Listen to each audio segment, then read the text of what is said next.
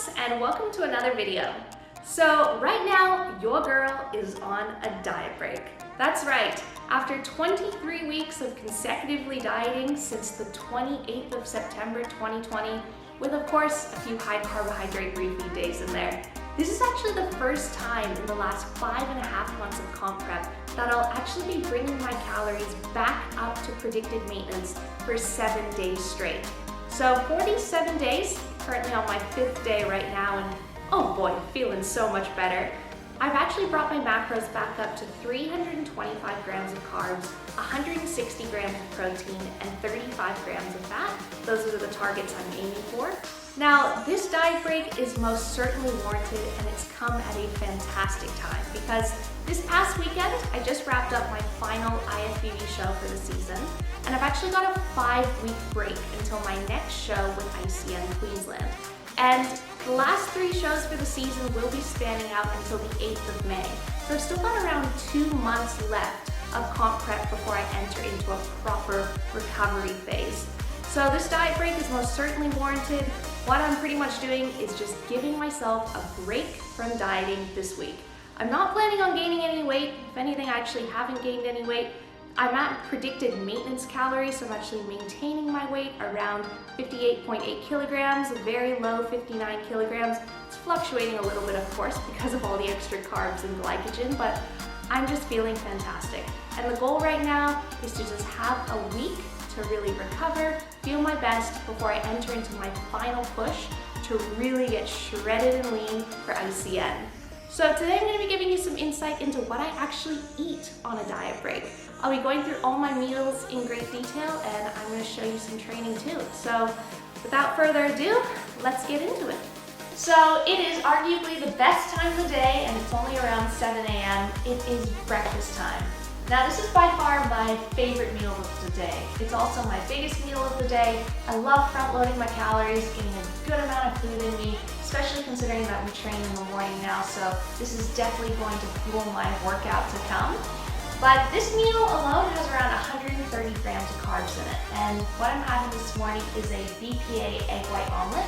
I top that with some cottage cheese, some Mexican spices, a bit of salt and pepper. I'm also having a chocolate protein cake, and what I actually do to make my protein cakes is I love adding the different mixes made by Macro Mike. Just 20 grams of like their donut mix, their cookie dough mix, their banana bread mix, mixed with around 100 grams of wholemeal flour, a banana, some raw cocoa, some cinnamon. Blend that all up with around 600 milliliters of water and microwave it. You've got yourself a delicious protein cake. And I've also topped that with some Macro Mike PB, some banana, some dark chocolate, and a little sprinkle of salt. And on the side I've got some fruit, so I've got an orange and 2 plums. So guys, I am going to enjoy this meal. Like I said, this is my pre-workout meal, and after this we're going to enjoy some pre-workout and then hit the gym. So breakfast is all done, and Jack and I are just about to head to the gym. It's just after 8 a.m. But before we do, it is very important that we caffeinate. Now, it's a bit of a chilly, rainy day here in Brisbane, unfortunately, but because it's a bit colder, I am deciding to have a hot pre-workout this morning rather than a cold pre-workout slushie, which I showed you guys in one of my previous videos. Now, hot pre-workout is probably one of the biggest pre-workout hacks Jack and I have ever discovered in our lives. And it's so simple, guys. Honestly, just add boiling water to your pre-workout, just like you would if you were making an instant coffee or a hot tea, and it just brings out the flavor in the pre-workout. It's so sweet. It's really just like having a nice hot sweet drink before you go work out. So I'm gonna enjoy this, and I will see you at the gym.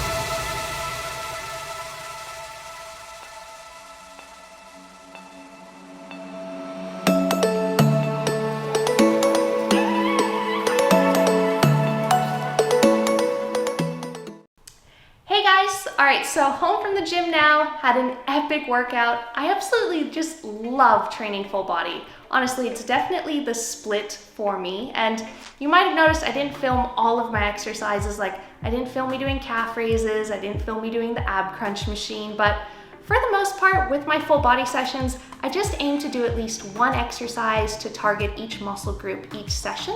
And I'm currently doing 5 full body sessions every single week. And it's just a split that works really well for me. During my improvement season, it helps me build a hell of a lot of muscle.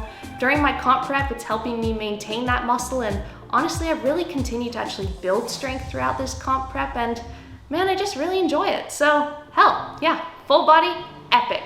But now that we are home, it is post-workout time.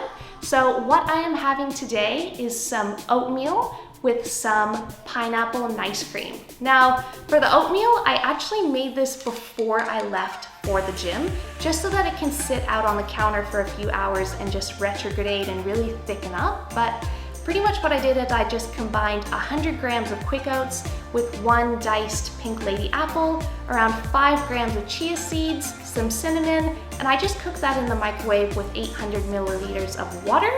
And yeah, pretty much just cook that and let it sit out on the counter. Ooh, can you hear the thunder? There is a storm outside, by the way. I actually walked home from the gym and got absolutely soaking wet, so that's why my hair is drenched combined with sweat.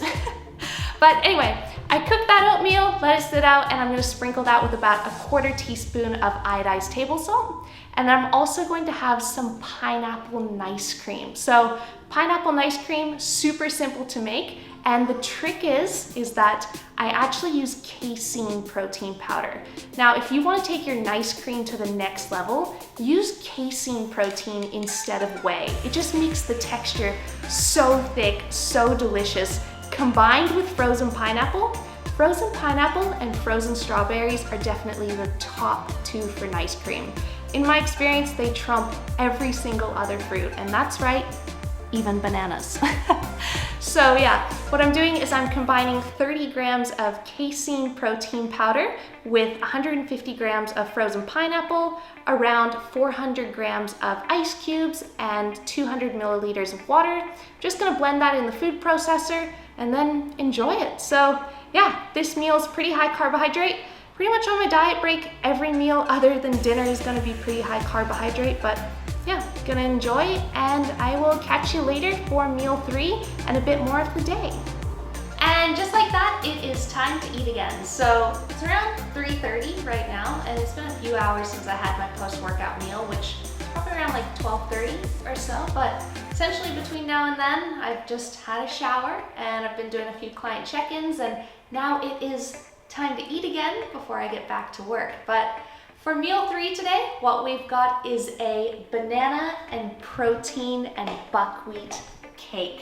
Now, this thing is freaking delicious, and it is so simple to make. It's literally just like 3 ingredients if you don't count the water. So essentially all I did was I blended 40 grams of Macromike peanut butter. I used the cookie dough flavor. I used 1 banana, it was 114 grams, and I also used 100 grams of buckwheat.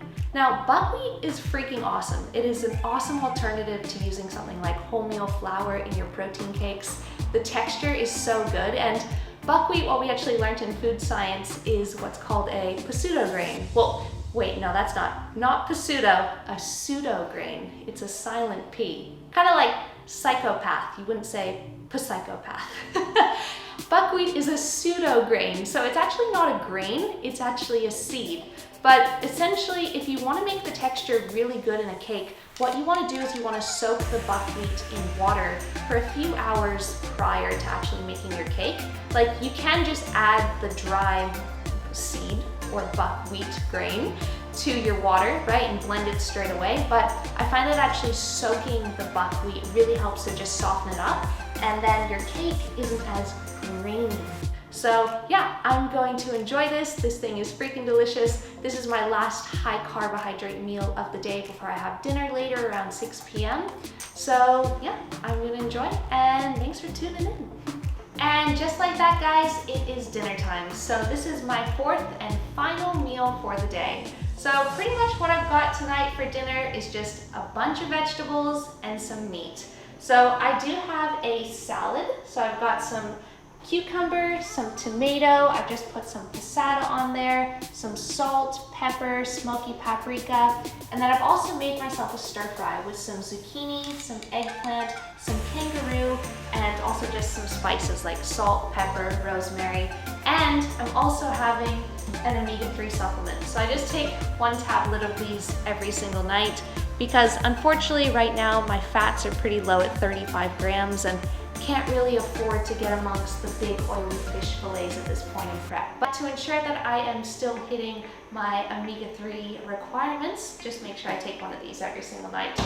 So pretty much, yeah, I front load a lot of my calories, and at night I just enjoy having lots of volume, pretty much just from just vegetables. This is actually 800 grams worth of vegetables in total, which is around twice the recommended daily intake for vegetables. So man, I would say that there's no excuse why you can't hit 400 if I've got 800 right here, because it doesn't really look like that much. And just to tell you, kangaroo is amazing. Kangaroo is actually way leaner than beef mince. I'd argue it tastes the exact same, Jack, if not even better. I love the taste. More gamey.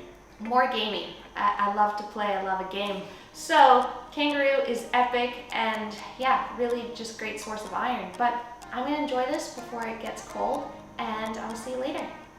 So there you have it, guys, a full day of eating on a diet break in the books. So hopefully today provided you with some insight into the types of foods that I like to eat when I am commencing a diet break.